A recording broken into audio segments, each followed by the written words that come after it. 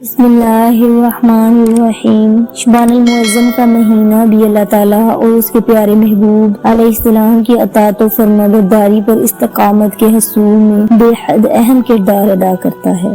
وہ اس طرح کہ جب ہم اس ماہ مقدس میں مختلف فضائل کے حصول کے لیے قصیر عبادت کو اختیار کرتے ہیں تو نفس کو اطاعت خدا اور رسول صلی اللہ علیہ وآلہ وسلم کی عادت پڑ جاتی ہے، اور یہی عادت ان ایام کے گزر جانے کے بعد بھی کام آتی رہتی ہے۔ لہٰذا ہمیں چاہیے کہ اس مبارک مہینے کی قدر کریں۔ آج میں آپ کے سامنے اسی مبارک مہینے کے چند اہم فضائل عرض کرنے کی سعادت حاصل کروں گی۔ اسلامی سال کا 8واں مہینہ شعبان المعظم ہے۔ نبی کریم صلی اللہ علیہ وآلہ وسلم نے فرمایا کہ اس ماہ کا نام شعبان اس لیے رکھا گیا ہے کہ اس ماہ میں رمضان کے لیے بے شمار نیکیاں تقسیم کی جاتی ہیں۔ اس ماہ کی 5 تاریخ کو حضرت سیدنا امام حسین رضی اللہ تعالیٰ عنہ کی ولادت مبارک ہوئی۔ اسی مہینے کی 15ویں تاریخ کو شب برات یعنی لیلۃ المبارک ہے، جس میں امت مسلمہ کے بہت سے افراد کی مغفرت ہوتی ہے۔ اسی ماہ کی 16ویں تاریخ کو تحویل کعبہ کا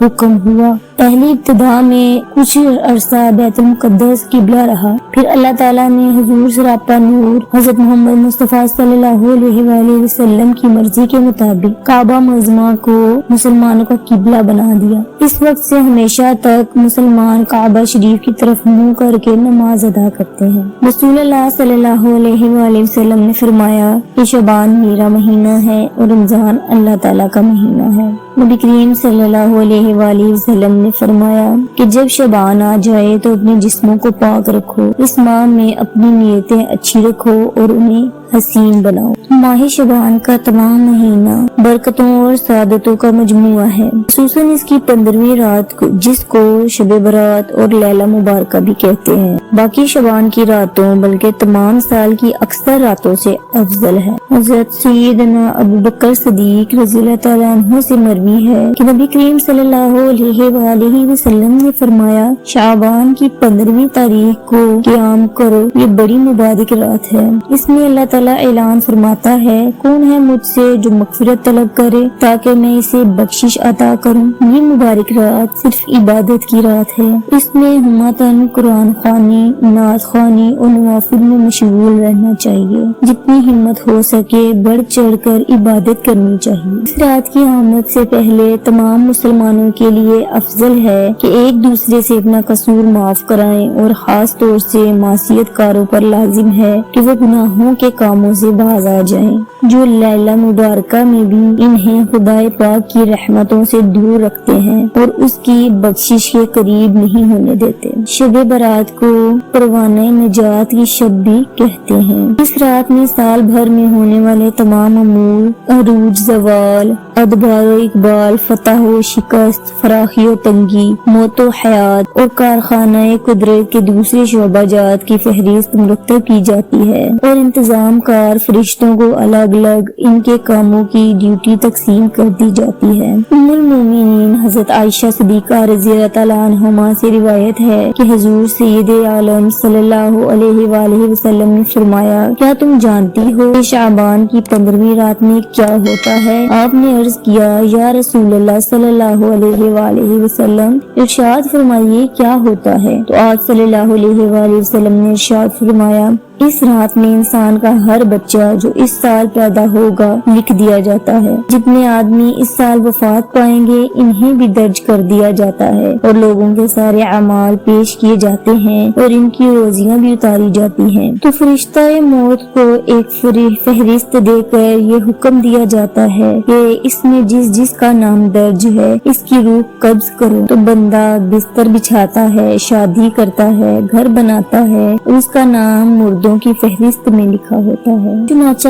بہت سے کفن دھل کر تیار رکھے ہوتے ہیں، مگر کفن پہننے والے بازاروں میں گھوم پھر رہے ہوتے ہیں۔ اس رات میں خدائے پاک دن ڈوبنے کے بعد سے ہی اپنی بے پناہ رحمتیں دنیا والوں پر نازل کرتا ہے اور بے شمار لوگوں کو اپنے فضل خاص سے بخش دیتا ہے۔ اللہ تعالیٰ اس رات میں اپنی رحمت کا نزول فرما کر یہ اعلان کرتا ہے کہ کیا کوئی ہے مغفرت کا طلبگار کہ میں اسے بخش دوں، اور ہے کوئی روزی کا چاہنے والا کہ میں اسے رزق عطا کروں، ہے کوئی گرفتار بلا کہ میں اسے عافیت بخشوں، ہے کوئی ایسا اور ایسا، یعنی آج رحمتوں کے خزانے لٹائے جا رہے ہیں، کوئی بھی شخص میں رحمت کا طالب ہے کہ میں اسے فضل و احسان سے نواز دوں۔ رحمت عامہ کی داد و بخشش کا اعلان رات بھر ہوتا رہتا ہے، یہاں تک کہ فجر نمودار ہو جاتی ہے۔ بے شک اللہ شبان کی 15ویں رات میں آسمان و دنیا کی طرف تجلی رحمت کا نزول فرماتا ہے تو قبیلہ